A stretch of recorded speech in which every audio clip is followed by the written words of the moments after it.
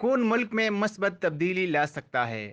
پاکستان ایک ہیجانی کیفیت سے گزر رہا ہے۔ ملک میں سیاسی درجہ حرارت عروج پر ہے۔ تمام ادارے سیاسی ہیجان کی وجہ سے انڈر سٹریس ہے۔ ایسا لگتا ہے کہ آسمان ٹوٹ پڑے گا اگر موجودہ چپکلش اور سیاسی محاذرائی کا انجام کسی ایک فریق، حکومت یا اپوزیشن کے حق میں نہ ہوا۔ اصل میں دونوں صورتوں میں خواہ حکومت جیتے یا اپوزیشن، ملک میں کوئی مثبت تبدیلی نہیں آئے گی۔ موجودہ لڑائی اصل میں مقتدر دڑوں کی آپس میں لڑائی ہے، جس کا عوام الناس کے فائدے اور مفاد سے کوئی تعلق نہیں۔ فوج، بیوروکریسی، عدلیہ، میڈیا اور سیاسی خاندانوں میں مختلف دڑے ٹکرا رہے ہیں اور کوئی بھی پیچھے ہٹنے کو تیار نہیں جمہوریت اور رولز کے مطابق کھیلنا چاہتے ہیں۔ ان تمام مقتدر اداروں میں دونوں دڑوں نے ایڑی چوٹی کا زور لگایا ہوا ہے اور اس میں سے ایک دڑے کا فتح ہوگی اور دوسرے کو شکست۔ عوام الناس جن کا اصل مسئلہ روٹی روزی اور اقتدار میں شراکت داری ہے، دونوں صورتوں میں نامراد ہی رہیں گے، خواہ حکومت جیتے یا اپوزیشن۔ نہیں کرپشن میں کمی آئے گی، نہ ہی اقربا پروری اور نہ ہی نااہلی ختم ہوگی، کیونکہ عوام کی روٹی روزی، اقتدار میں شراکت، کرپشن اور اقربا پروری اور نااہلی کا خاتمہ نہ حکومت کی ترجیح ہے اور نہ اپوزیشن کی۔ ان کا مقصد صرف اقتدار ہے۔